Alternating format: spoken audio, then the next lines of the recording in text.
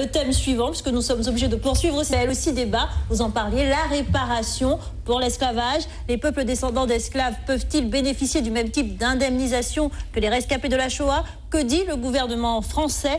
On voit tout cela avec Sanga Fagour.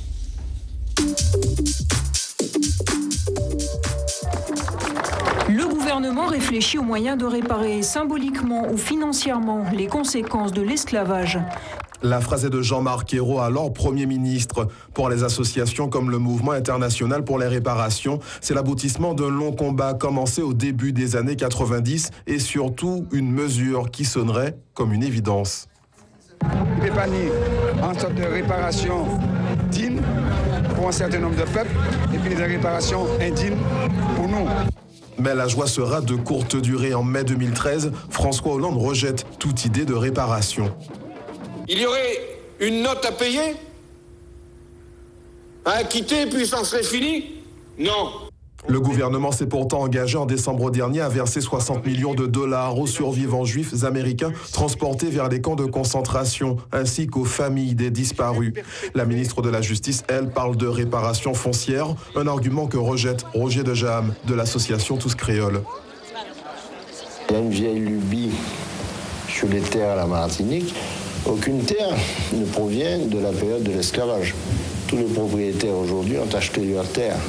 Des propos qui remettraient donc en cause l'indemnisation des propriétaires d'esclaves lors de l'abolition de 1848. Vous l'aurez compris, la question de la réparation divise tant au niveau politique qu'associatif.